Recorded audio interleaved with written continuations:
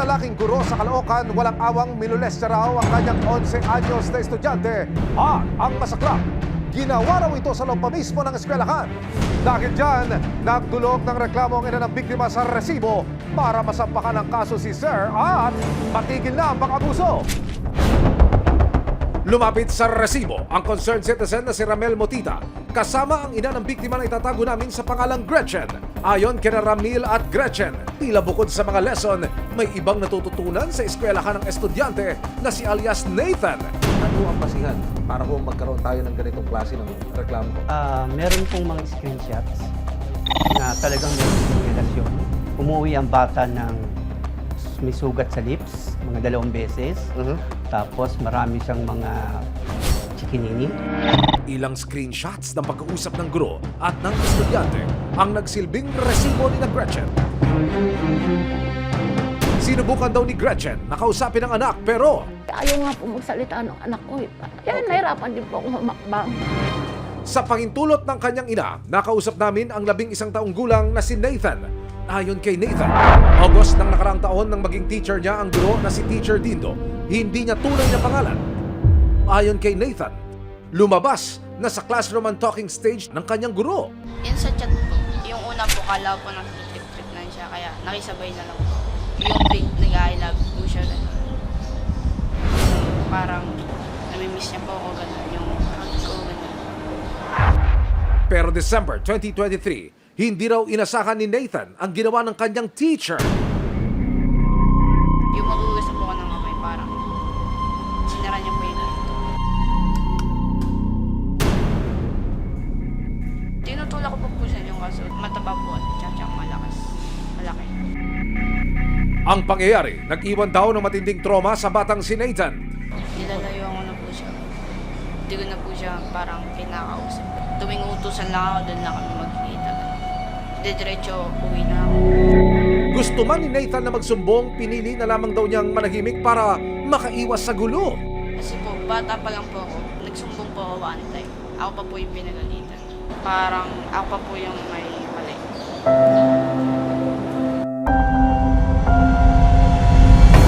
Kasama ang resibo, nagpasya na ang pamilya ni Nathan na formal na magsampa ng reklamo laban sa guro. Teacher Dindo, ready ka na bang maturuan ng leksyon?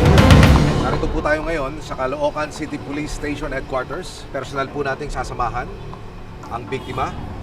Kasama po yung kanyang guardian. Dito mismo sa Women and Children Protection Center para ho doon sa formal na paghahain ng reklamo. Napakadelikado kasi sabi nga yung mga teacher, yun yung magiging tatayong magulang ng ating mga anak pagdating sa school. So paano kung yung katulad niyan, yung mga teacher ang magbabiolate sa ating mga anak?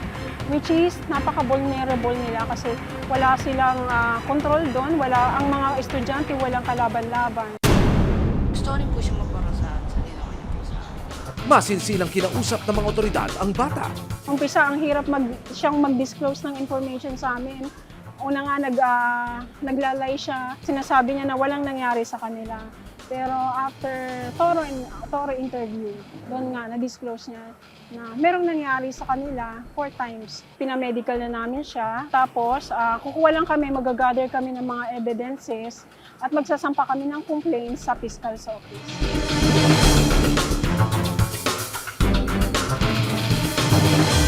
Pagkatapos po na makumpleto ng Women and Children's Protection Desk ng Caloocan City Police Station ang mga dokumento, tayo ho ay tutulak na ngayon sa Prosecutor's Office para ho sa formal na paghahain ng complaint ng partido ng biktima laban ho dito sa inirereklamong guro. Noong araw ding iyon ng February 2, formal na sinampahan si Teacher Dindo ng kasong paglabag sa Republic Act 7610 o Special Protection of Children Against Abuse, Exploitation and Discrimination Act. Kasama ang resibo, nagtungo si Gretchen sa eskwelahan para formal na bigyan ng principal ng kopya ng reklamo nila laban kay Teacher Dindo. Pero hindi pumayag ang principal na humarap sa camera. Bakit lagi pa anak ko? Bakit palagi yung mga anak ko? Naman ang pangalan nila ako. Tingin naman nila sa akin. Nagbawa nagkulang naman yung pakikisama. Yung nakikisama ako sa inyo. Bakit ako sa inyo? Pero may galit na nakatago dito. Ako may concept na may air to ha. Kung ayaw niya magsalita, hindi siya magsasalita. Pero this is a criminal case. Nire-rape ang isang 11 years old. Baka po pwede makausap ko po siya. Hiniling ng aming team na makapanayam ang inireklamong guro pero hindi nila iniharap si Teacher Dindo sa amin. Dahil tumanggi ang paaralan, inilapit ng resibo sa Department of Education, National Capital Region ang reklamo ni Nathan. Kausap ko po yung ating regional director kaninang umaga tungkol dito.